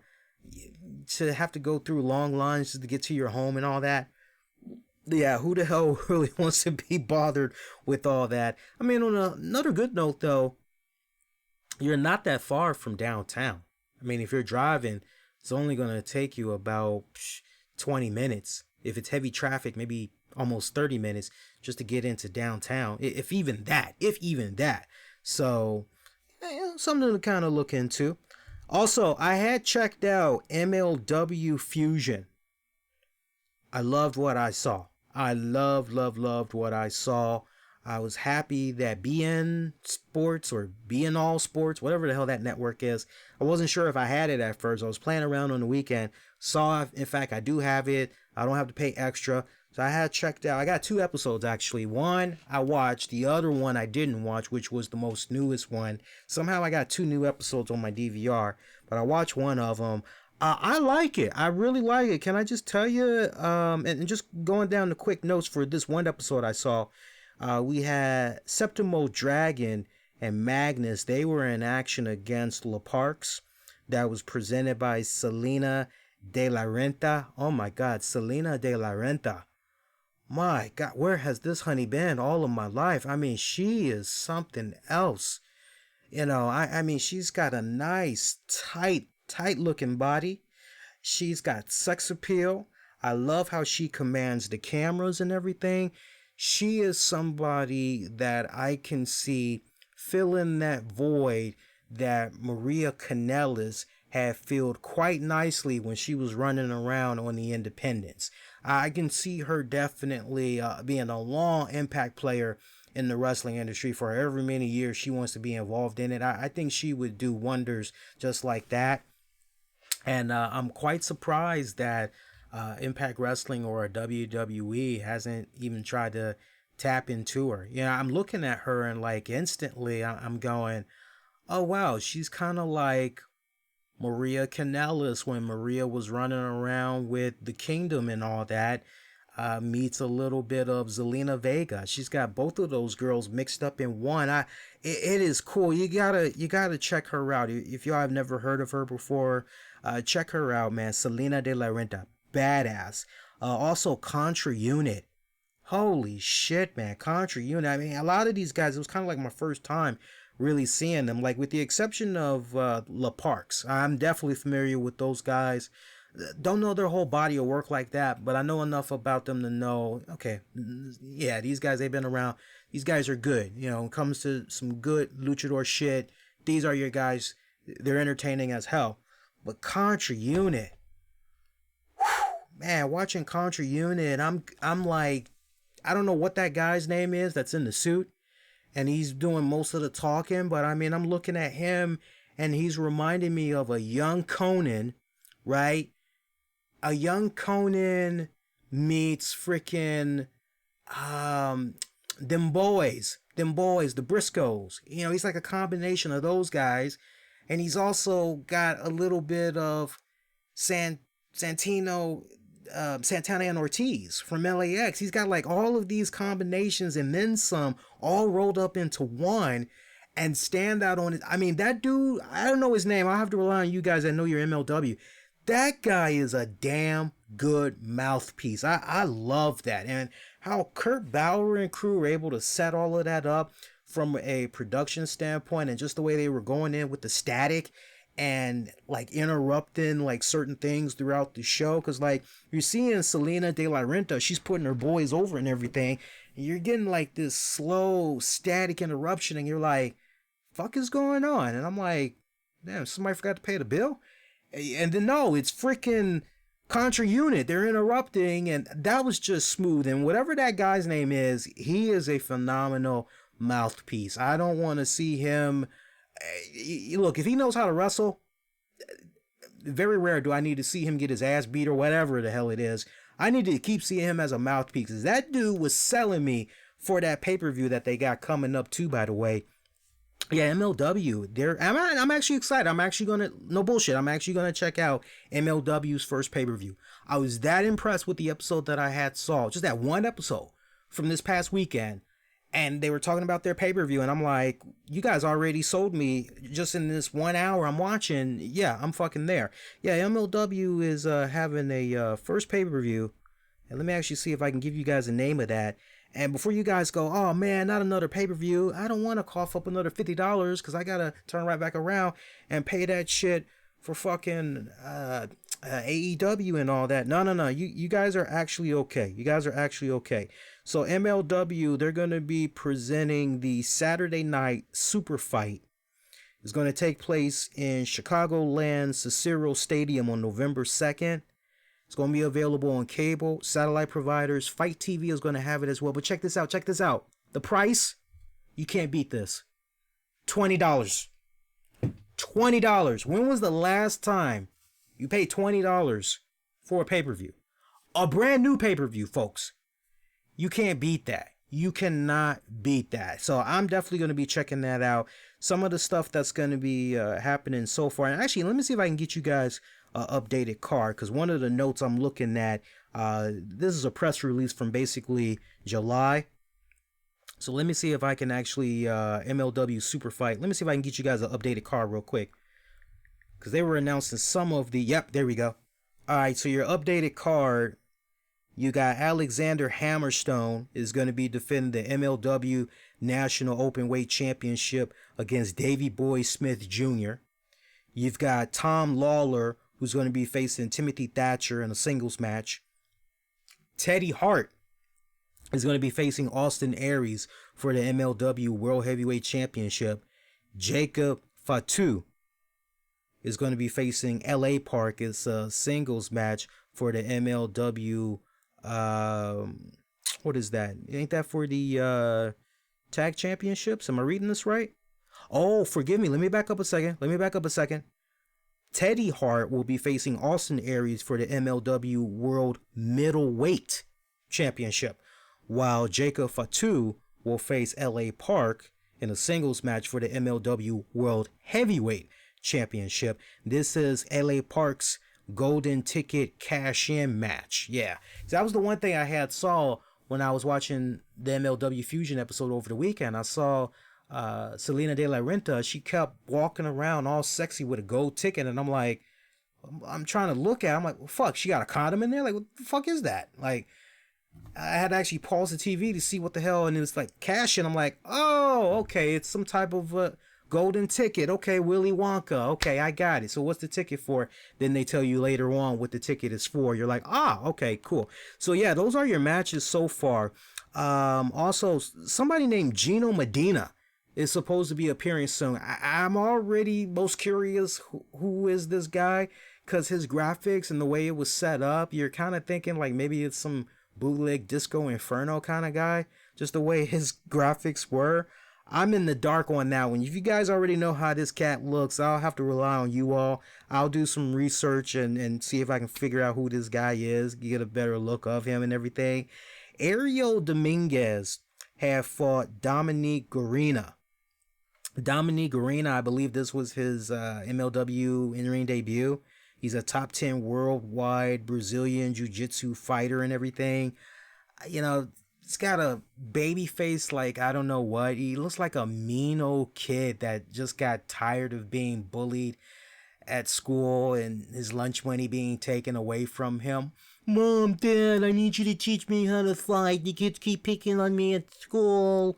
And he just kind of has that type of look. And I mean, great. He was able to do a nice, good, strong hip toss to freaking Dominguez. Great. He was able to make him tap out with a nice arm breaker and everything. But like, I really didn't see anything that looked intimidating whatsoever. I think one of the ways he can look a bit more intimidating is if maybe he grows a little bit of facial hair, because he looks too baby faced to me. I don't take him as a threat. Coming out there with the karate outfit and all that, like, that doesn't do anything. Great, you got a purple belt. That doesn't do anything for me, right? I mean, don't get me wrong, the moves he was doing against Ariel Dominguez, it was okay, but it wasn't anything like spectacular, right?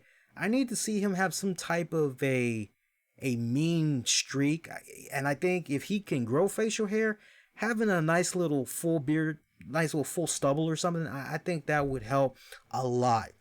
Austin Aries taking on Brian Pillman Jr. Teddy Hart was being held back for obvious reasons and everything. Man, Austin Aries has changed dramatically since last I had saw him part of the WWE roster and everything. I've only seen photographs, little bits and pieces of his stuff here and there, but he is much smaller now. I don't know how many of you guys check out MLW, but yeah, that's where he is. And I barely recognized him. He's much smaller, like very small. I really wish I was exaggerating, but if I were to tell you guys how small he is now, like if I could just think of somebody I could compare him to as far as how small he is almost as small. If he loses any more muscle mass and he loses any more weight, he's going to be as small as Gentleman Jack Gallagher. And I think I'm not exaggerating. Anybody that watches MLW Fusion, you've seen what's been happening with Austin Aries. Let the rest of the listeners know exactly what I'm talking about. He's almost that small. And he's got this weird beard. I mean, he looks like a hobo now. I mean, the beard is so thick and it looks like birds have been sitting in it or whatever. It's got blonde patches all over. I don't know if he dyed it like that on purpose or what. Still has that mean streak to him. Fights nasty. I remember this match that he had against Brian Pillman Jr. And shout out to Brian Pillman Jr., right? He was looking really good. He was looking really good in his match. I remember when the match had opened up, Austin Aries had spit in his hand, and he was getting ready to smack the shit out of Brian Pillman Jr. And Brian Pillman had luckily grabbed a hand, rubbed it all in Austin Aries' face, and all you see is spit all over Austin Aries' own spit all over his face and into his beard. Like, nice. It was just nice. But yeah, great high paced energy. It felt very refreshing. It was very unique. It felt totally different. And I mean, it just really grabs you in those first couple of minutes that you're watching. And I also got to give a nod to the commentators.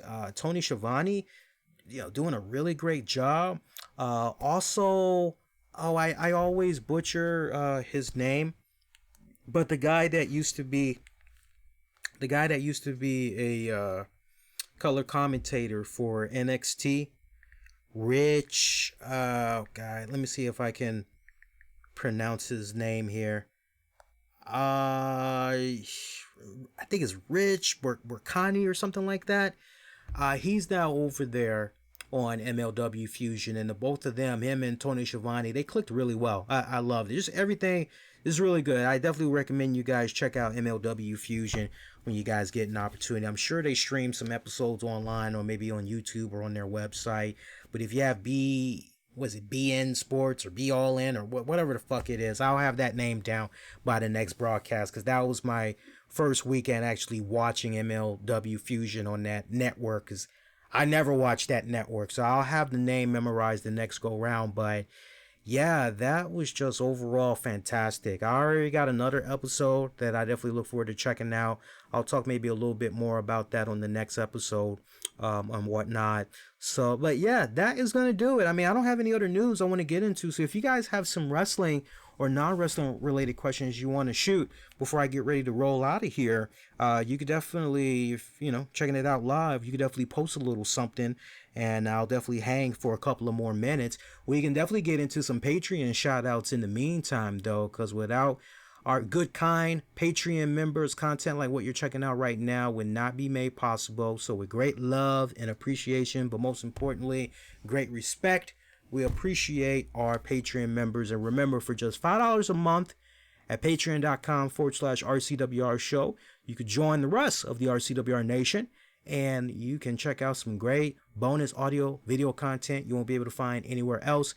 Shout out to Michael Wolf, Freddie R. Freddy, John Davis, Anthony Missionary Thomas of Wrestling Soup, Joe Raymond Jr. Shout out to Sean Kenter. Also, shout out to Tony Bean Gaming. You want the very latest in Marvel Ultimate Alliance 3, Marvel Strike Force, or maybe some news on the upcoming Marvel Super Wars MOBA game. Tony Bean Gaming, he's got your hookup. He's got the reviews, he's got the walkthroughs, he's got the guides, he's got tips, he's got tricks, the whole 9 yards. He's got a great YouTube channel at Tony Bean Gaming. Check it out. He's got a Patreon page as well. Shout out to Justin Ripstock. Shout out to, I'm missing a guy. Shout out to my man John Krauser. Can't believe I almost forgot about you there, bud. Shout out to John Krauser. I gotta check in with John, find out how he's doing. And also shout out to Michael Wolf. Shout out to all of our Patreon members, patreon.com/RCWR show. Also, shout out to some of our special sponsors for this Wednesday edition of the RCWR show.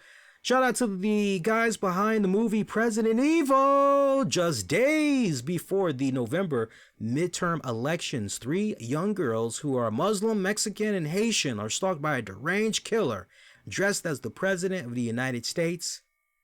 If you like drama and comedy rolled into one, this is for you. Check it out. Trailer is available now, and you can purchase it all on Amazon. Also, RCWR Show with Lee Sanders is brought to you in part by LeafyAssets.com.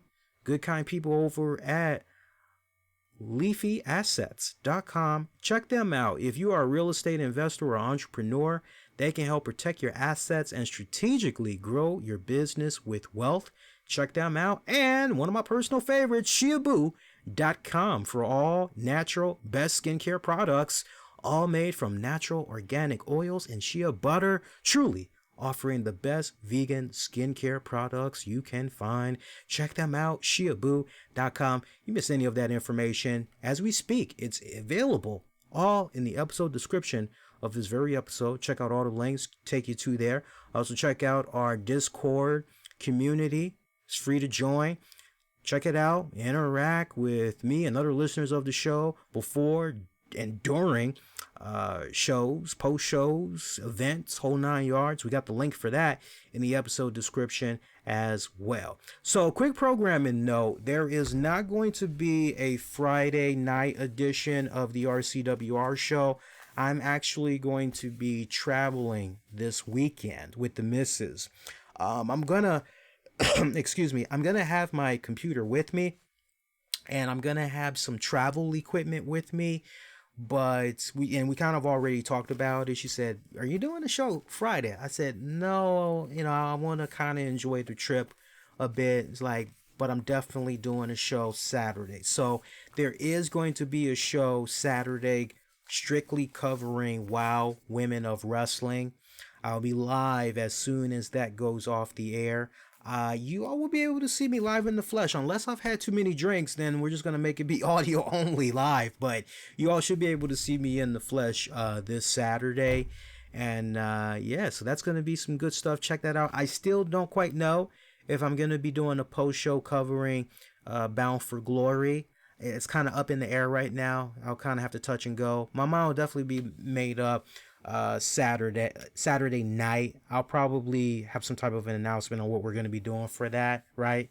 Because part of me wants to check it out, but then the other part of me, like, kind of doesn't make any sense, because just less than 48 hours is the new episode of Impact Wrestling on Access TV. So, like, do you really want to... Right? So I'm a little bit on the fence right now. I don't know, but I'll have my mind made up by the time we get ready to do all that. But Saturday is definitely going to be our next edition. We'll be talking WOW Women of Wrestling Fallout.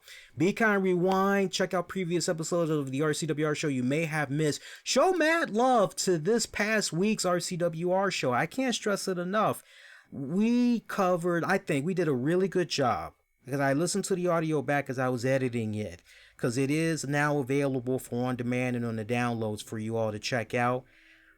I listened to that, and I gotta tell you, if you didn't check out Monday's show, great perspective on the WWE draft, great ideas on what should be done with Charlotte now that she's on the Raw roster. At the time, that we got to react to how it was when we were covering in the news and everything. Of course, there's a new update we got to give you guys with regards to the draft, because there was some type of a blockbuster deal that was made. But also talked about, and there was so many layers to it. It was all freestyle, as it is with all of our shows, but there was multi-layers of discussion with regards to Mike Kanellis asking for his WWE release. It was a really, really great episode, and I normally don't go out of my way to endorse checking out like a previous episode. I always just say, hey, be kind, rewind, check out previous episodes you may have missed. But I definitely would implore anybody that did not check out Monday's show to go out of your way and check that out, because that was a well-rounded, really, really good episode that I gotta say, very rare do I say, I was kind of proud of that episode. That was actually one episode I was actually pretty proud of. So go check that out. It was good shit. And yeah, that's going to do it. Get at me on Twitter, Facebook, Instagram. Use the keywords, the RCWR show. Until next go round, wishing all y'all to be safe. Most importantly, be kind to one another. And I will see you all next go round. Appreciate those of you that will be checking this out on demand and on the downloads. Audio version of this will be available as a free-for-all on our Patreon page, with a couple of more little tidbits of wrestling news items added, particularly my thoughts on the first 2 episodes of NWA Power. So make sure you stay tuned with that. As long as you stay connected to us on social media, you'll know when that free-for-all is available with those bonus topics. All right, guys, much love. Appreciate the support as always. Y'all do take care.